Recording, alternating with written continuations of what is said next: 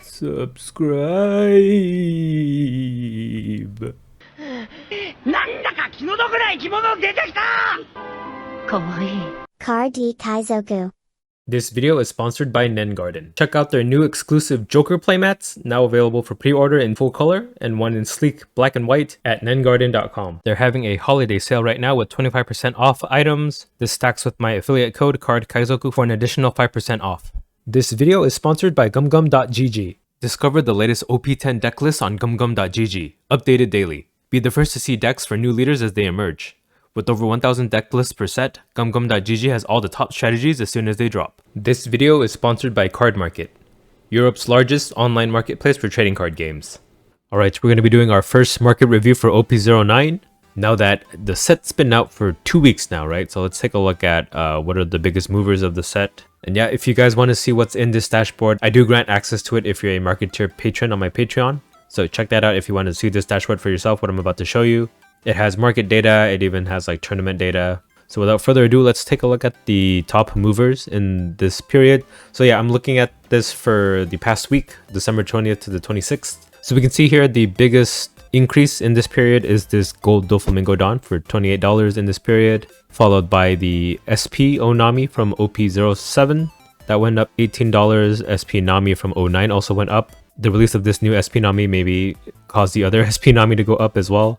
The 01 Red Green Law also went up, followed by the SP Bonnie from OP08, and then Premium Booster 1 Sanji's Pilaf also up $7. We'll look at the next 5. So SP Yamato and the Gold Dawn, the Kaido Dawn also went up. A lot of PRB 01 stuff going up. Uta also went up, the Searcher Uta, that's interesting. Let's take a look at what's the biggest decreases, and then we'll take a look at PRB 01 and then OP09 specifically. Okay, so most of this is like prize cards, so let's actually exclude. Let's include only, how about only OP sets and then EB as well. Looking at this chart here, some of the manga rares went down in price, right? The 05 manga Luffy went down about $80. The manga Kid from 05 also went down. 09 manga Luffy down $25. And then the Searcher Nami from 01 also down. Yeah, it's just manga rares are getting cheaper, or just these one in particular for some reason. And then Blackbeard also down. His win rate isn't as high as people were expecting. Maybe just people had more time to learn how to play against him. Right, he was oppressive in Japan for like a month or two, but I guess since we saw how he kind of plays, we can have more time to play around it, is what I'm assuming, or maybe just we haven't figured out how to play him optimally yet. But yeah, Alt-Art Leader Reiju and Zoro also down. This 10 cost Shanks also down $5, and then even some OP09 cards. We expect to see this, right? Because from release until now, usually the release prices are inflated, and then it seems to go down a little bit over time, but surprisingly enough, like in the top 10 here, it's just the manga Luffy and then this Alt-Art 10 cost Blackbeard that went down in price. So let's take a look at just Premium Booster for now.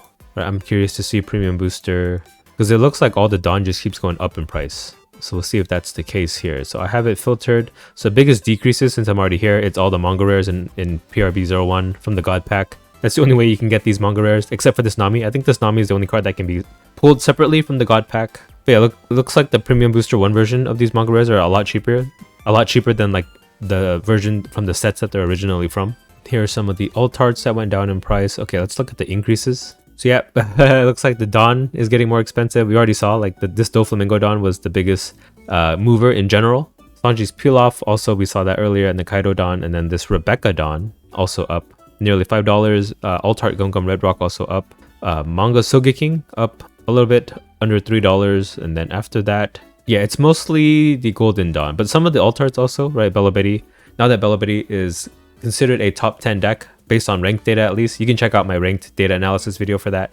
I'll do those more often too, so just hold on tight for that. But yeah, the Katakuri Dawn, the Law Dawn, the Zoro Dawn also up. Zoro Dawn's over $200 right now, and this 5 cost Kid also up. Yeah, it looks like most of the value in Premium Booster 1 is this special Dawn, the Golden Dawn.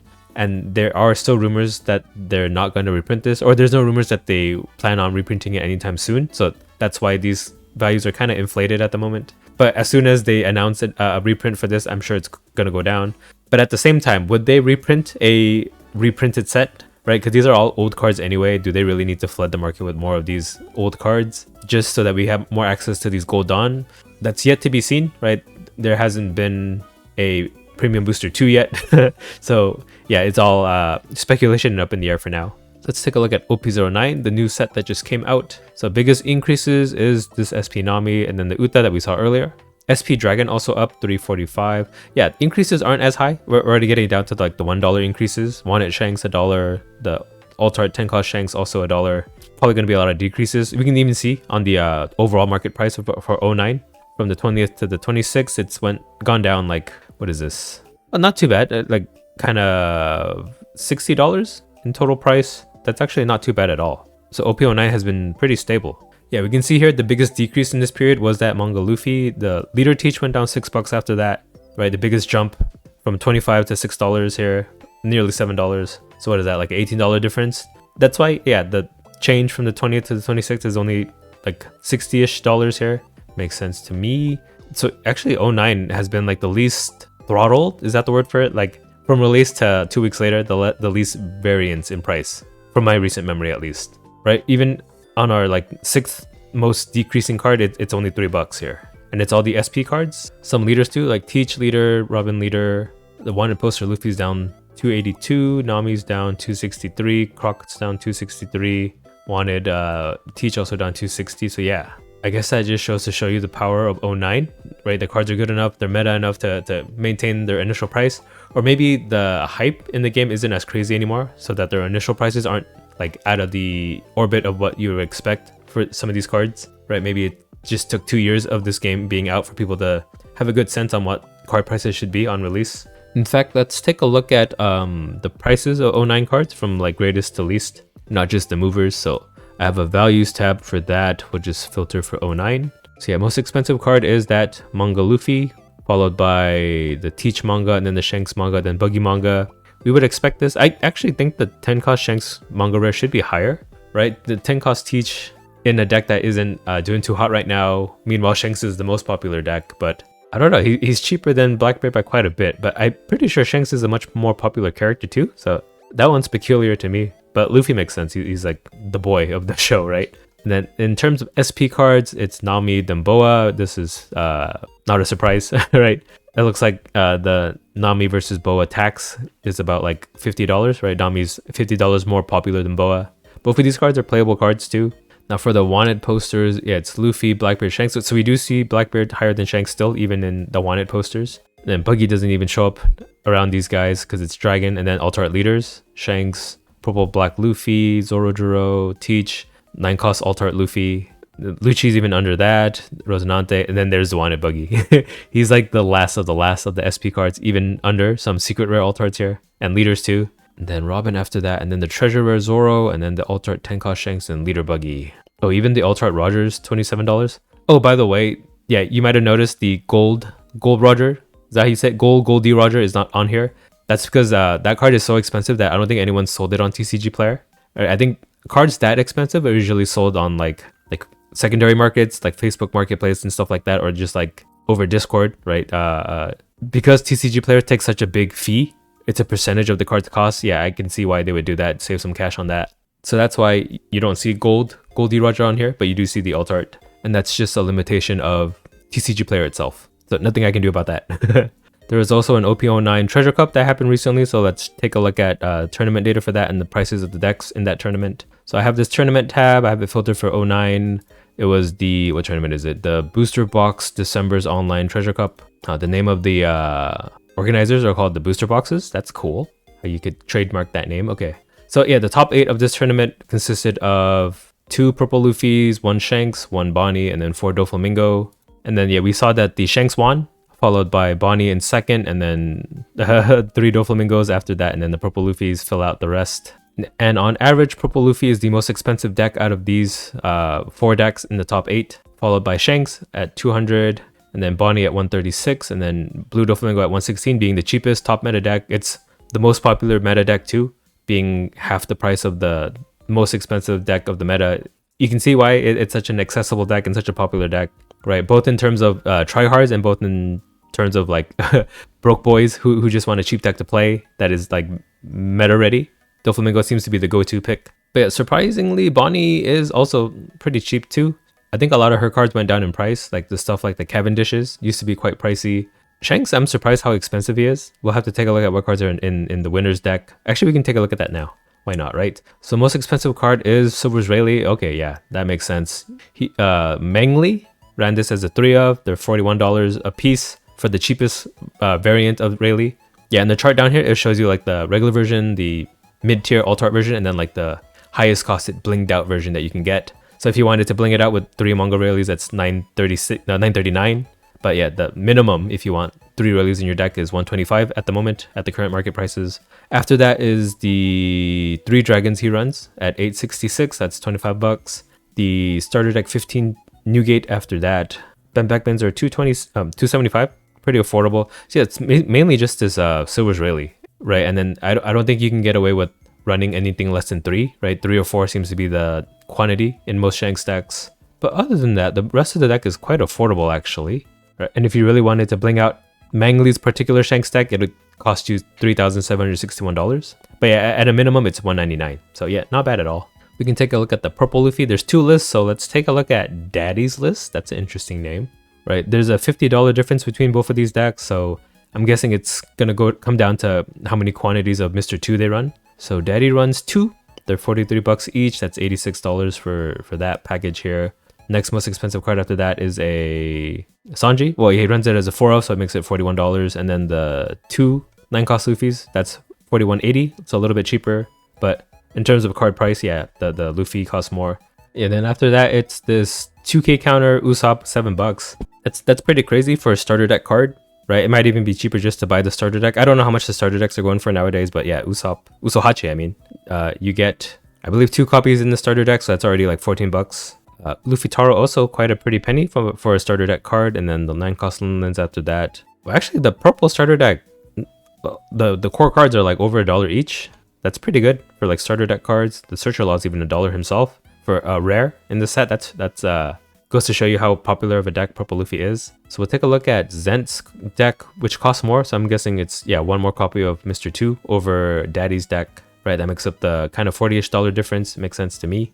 And I do notice that Zent runs Slow Beam as a 1-of tech, and he runs the Robin blockers. Daddy's deck list runs the Usopps. I really like the vanilla Usopp in my deck personally, so I agree with this choice. I do also run Usopp in combination with Mr. 2 now. I think a mix of them is like the best middle ground for this kind of deck. Okay, what other decks were there? There was Bonnie. Let's take a look at the Bonnie real quick. So yeah, most expensive card is that Cavendish that we mentioned earlier. There's still 20-ish bucks a piece. I remember at one point he was like nearing $30. But yeah, you do need to run it as a 4-of. That's $80 for that. The starter deck Shanks from the green starter deck is also nearly $5 for that. There's a Searcher Bonnie. The cheapest version does not have an image. I wonder what version this is. We can take a look actually. You click on the price, it takes you to the product page on TCG Player. Huh, it's from the starter deck. Why don't they have an image for it?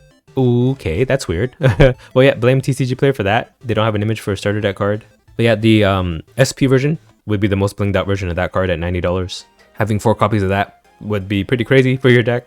Everything else after that is, yeah, like sub $3. So most of the price of this deck just comes from this Cavendish actually. And then lastly, we'll take a look at Doflamingo. Is there even going to be variants? Yeah, the deck list for this deck is so tight that like it's like a $2, not even a full $2 variance between the most expensive and the cheapest version of this deck. This deck, everyone pretty much runs the same cards. So we'll just take a look at, I don't know, the cheapest one. So Jinbeis are your most expensive card. They're $9 each, not expensive at all.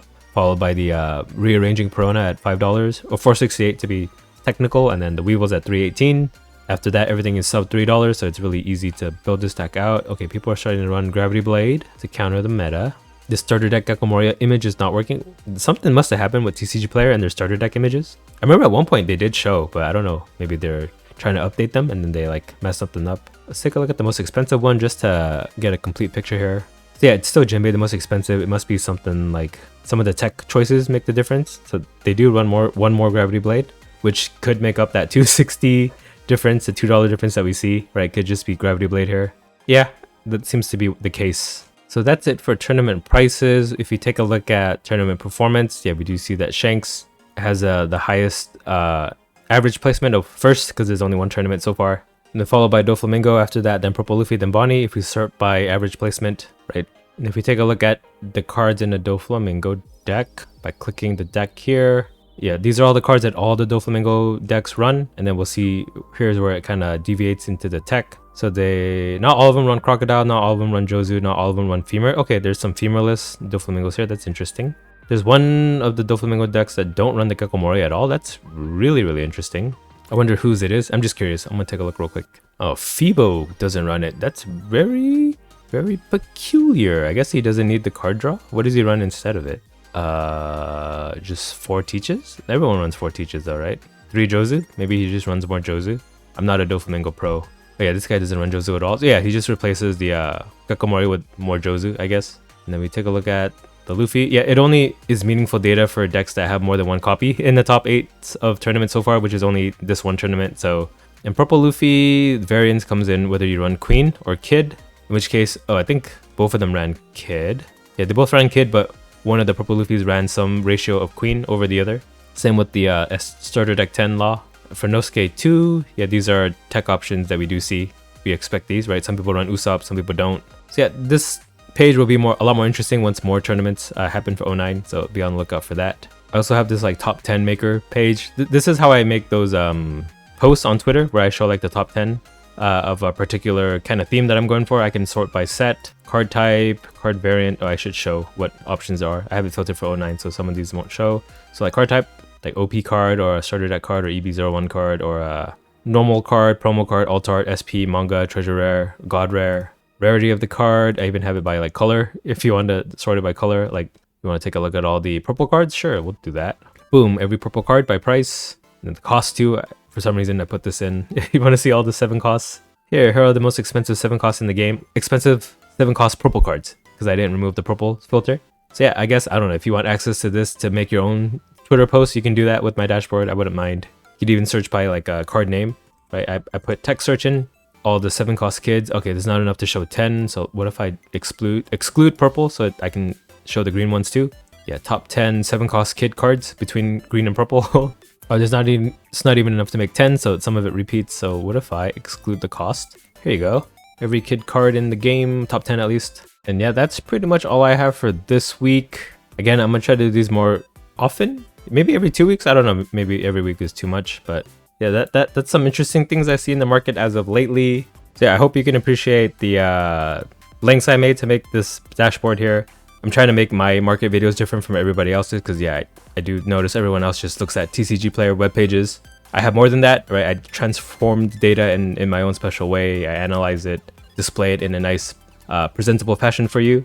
So I hope that makes this a little more interesting than just, yeah, TCG player price pages that you can even click yourself, right? Why watch a video of somebody else clicking through TCG player when you can do it yourself? But I want to provide you something on top of that, something different that you can't do yourself. Or maybe you can do it too, but I took the effort of doing it for you in this video. You just have to listen to me talk about it. But yeah, that'll be it for this market review period of December 20th to 26th. Let me know what you guys think of these videos, what you think of the market, anything that stood out to you that you want to bring up. Would love to hear it. And then like and comment. Check out my other videos if you are interested too. I do more than just market videos. I do like gameplay content, meta content, analysis, and stuff like that. So yeah, check that out. Bunch of deck breakdowns too, especially for 09 recently. And then subscribe if you're not already subscribed. And yeah, that's it. Thanks for watching. Bye. Card D Kaizoku.